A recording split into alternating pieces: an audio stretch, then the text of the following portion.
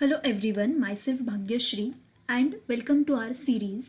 ये जो सीरीज़ है हम specially 10th state Maharashtra board के लिए स्टार्ट कर रहे हैं, जिसमें आज हम स्टार्ट करेंगे lesson number 2 of science two subject and the name of the lesson is life processes in living organisms part 1। ये जो लेसन है ये बहुत बहुत इंपॉर्टेंट लेसन है फॉर द 10th स्टैंडर्ड, जिसके ऊपर बोर्ड एग्जाम में बहुत बार क्वेश्चंस भी आए हैं। तो ये जो सीरीज़ होगी जिसमें हम 1 बाय 1 पार्ट्स कवर करेंगे। सो आज सिर्फ हम इंट्रोडक्शन देखेंगे कि लाइफ प्रोसेस, कौन सी लाइफ प्रोसेस हम इस लेसन में स्टार्ट करने वाले हैं। Okay, let's start. So first and the basic things that we should know is what is life process. Life process exactly क्या होता है?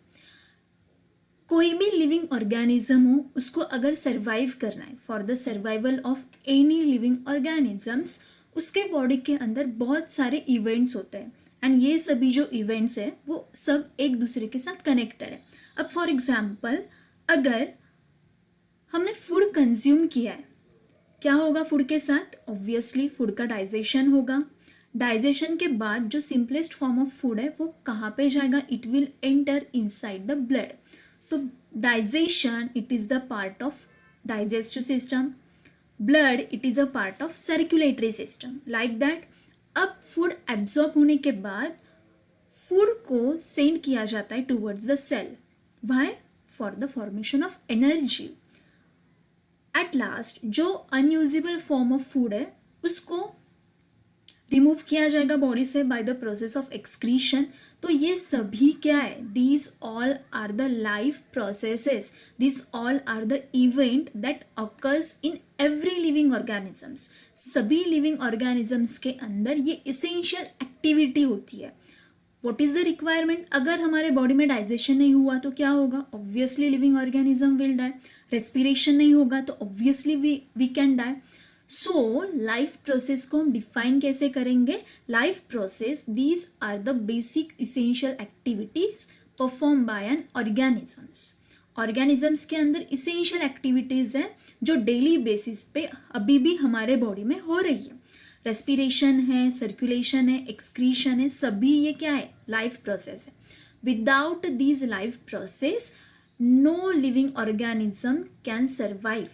कोई भी लिविंग ऑर्गेनिजम्स सर्वाइव नहीं कर पाएगा अगर ये लाइफ प्रोसेस हमारे बॉडी में नहीं हुई है।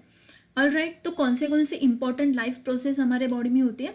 So the life processes like nutrition, transportation, metabolism, respiration, reproduction, excretion, these all are the life process that should be occurs in every living organisms.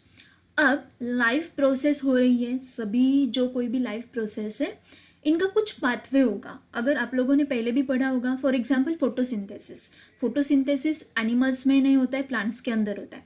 वहाँ पे हम लोगों ने रिएक्शंस पढ़ी, these are the chemical reaction.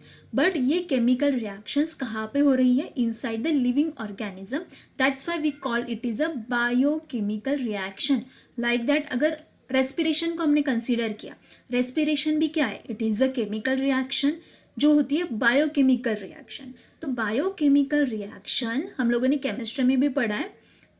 2 types की reactions होती है, oxidation and reduction. एक तो कोई प्रोडक्ट फॉर्म होगा और there is a breakdown of any product. So either there is the removal of hydrogen और एडिशन ऑफ द हाइड्रोजन। सो ये सभी जो लाइफ प्रोसेस है इनमें होती है केमिकल रिएक्शंस। ये जो हमारा लेसन है, इस लेसन के अंदर हम लाइफ प्रोसेस पढ़ने वाले हैं which is the respiration. Respiration के बारे में हमने लोअर स्टैंडर्ड में पढ़ा है, लेकिन वो बहुत बेसिक थिंग्स थी। रेस्पिरेशन कंप्लीट हमने लोअर स्टैंडर्ड में नहीं पढ़ा है। तो आज के इस वीडियो में हम देखेंगे what is the need of the respiration for our body. Alright, तो सबसे पहले हम देखते हैं रेस्पिरेशन क्या है।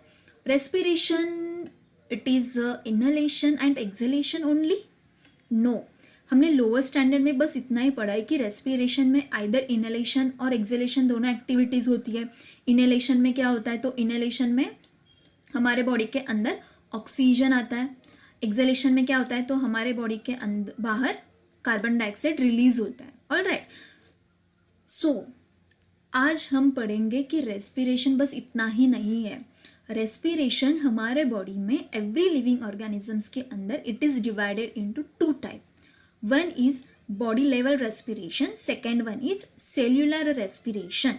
Body level respiration means it involves the organs. Body level respiration में ये जो दो प्रोसेस है, इनहेलेशन एंड एक्सहेलेशन होते हैं, जिससे ऑक्सीजन एंड कार्बन डाइऑक्साइड हमारे बॉडी में आता है. But cellular respiration it is a next step after the body level respiration.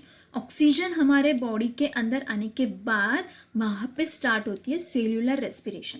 Body level respiration में क्या क्या होता है, you can C diagram here. ये क्या है, what is this? This is a respiratory system, humans, right.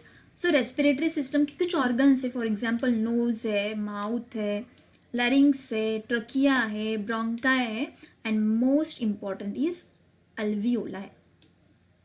सो क्या होता है, एयर नोज से एंटर होगी. यहाँ पे जो पार्ट होता है, यहाँ पे लेबल नहीं किया है, इस पार्ट को बोलते हैं फेरिंग्स. फेरिंग्स के बाद में ये जो पार्ट है that is the larynx. लैरिंग्स, what is the use of larynx? Larynx, it allows the entry of the air as well as larynx के अंदर क्या प्रेजेंट होता है, larynx have a voice box उसके अंदर होता है. अगेन अब larynx के बाद में ये जो स्ट्रक्चर है, ये जो विंड पाइप है, ये कंटिन्यू होता है to the trachea. Trachea you can see it has a C shaped cartilage. बाद में ये ट्रकिया डिवाइड होता है टू पार्ट में, जो हमारे लंग्स है, एंड लंग्स के अंदर ये जो आपको ब्रांचेस है, this branches are known as bronchi and the many branches further are known as bronchioles. And ये जो ब्रोंक्यूल्स है एंड में एक पाउच लाइक स्ट्रक्चर फॉर्म करता है. You can see here the like a bunch of grapes. So that structure is known as alveola. इनको हम क्या कहेंगे, अल्वियोला है. So alveola it is very very important part because alveola are involved for the proper respiration. Alveoli is the main source where exchange of gases takes place inside the alveoli. यहाँ पे exchange of gases होता है. For example अब हमने inhalation किया है. Inhalation में क्या होगा, जो ऑक्सीजन है वो हमारे लंग्स के अंदर आएगा, and you can see this alveoli are surrounded by number of blood capillaries. So ये जो ब्लड कैपिलरीज है इसके अंदर ये ऑक्सीजन एंटर करेगा. अब इनहेलेशन हो गया. अब एक्सहेलेशन में क्या होगा, ब्लड कैपिलरीज में जो कार्बन डाइऑक्साइड प्रेजेंट है वो एंटर होगा अल्वियोलाई में. सो अब इस प्रोसेस में क्या हुआ, ऑक्सीजन एंटर हुआ है कैपिलरीज में, कार्बन डाइऑक्साइड क्या होगा, रिमूव होगा outside the body. So it is the main criteria for the exchange of gases. Now body level of respiration तो हमें समझ में आ गया कि ऑक्सीजन आया, कार्बन डाइऑक्साइड आया. नेक्स्ट ये सेल्यूलर रेस्पिरेशन क्या होता है. See, cellular respiration that occurs at a cell level. We all know that every living organism is made up from the cell. Cell के अंदर एनर्जी प्रोडक्शन होता है. अगर किसी ऑर्गेनिजम्स को सर्वाइव करना है, अगर हमें कुछ काम करना है, हमारे बॉडी के अंदर नंबर ऑफ फंक्शन चल रहे हैं, ये फंक्शंस जो परफॉर्म हो रहे हैं उसके लिए एनर्जी चाहिए. तो एनर्जी कहाँ से बनेगी, तो हम फूड कंज्यूम कर रहे हैं. इसका मतलब ये नहीं फूड कंज्यूम किया और एनर्जी फॉर्म हो गई, नो. ये जो फूड है उसको सिंपलेस्ट फॉर्म में कन्वर्ट करना पड़ता है.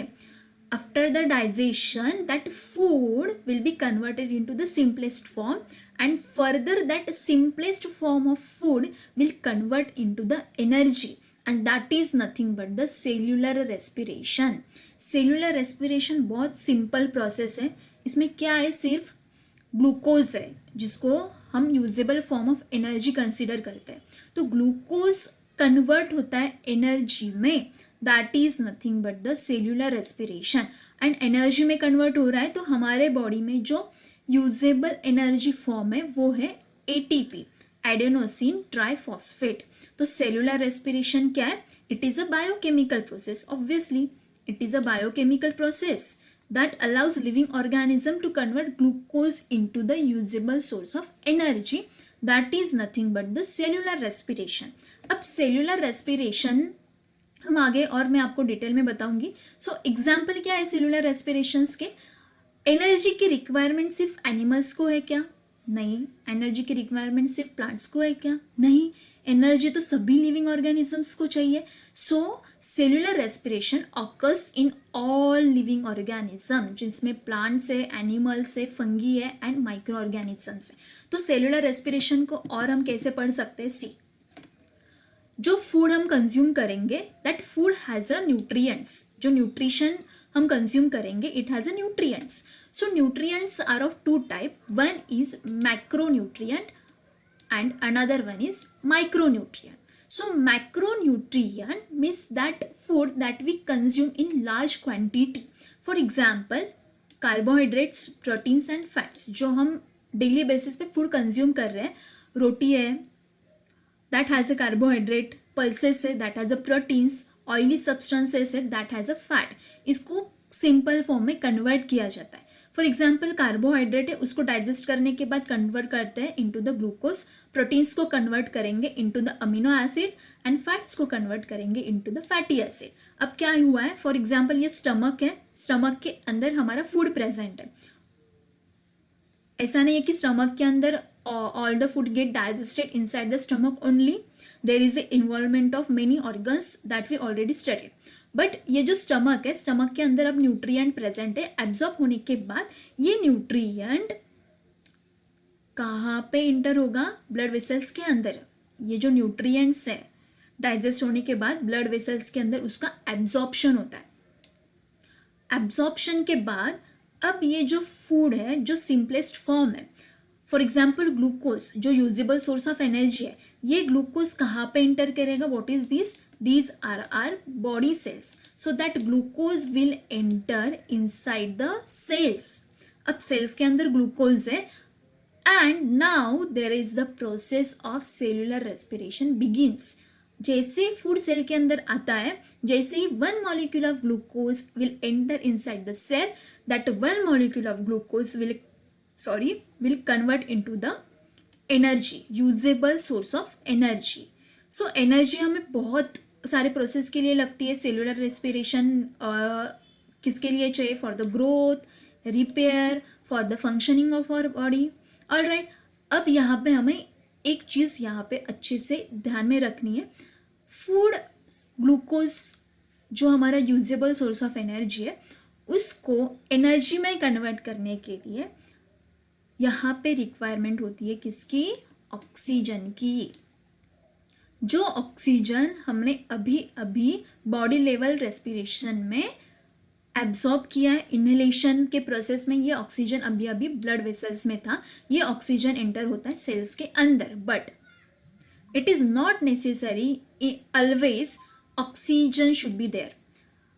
कुछ लिविंग ऑर्गेनिजम्स के अंदर ऑक्सीजन मैंडेटरी होता है एनर्जी फॉर्मेशन के लिए, एटीपी फॉर्मेशन के लिए.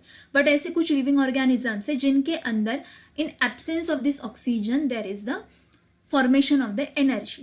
That's why cellular respiration is again divided into two types. Is again divided into how many type? Two type. Which one? So first one is the aerobic respiration. Aerobic respiration means what? The process of breaking down of glucose in presence of oxygen.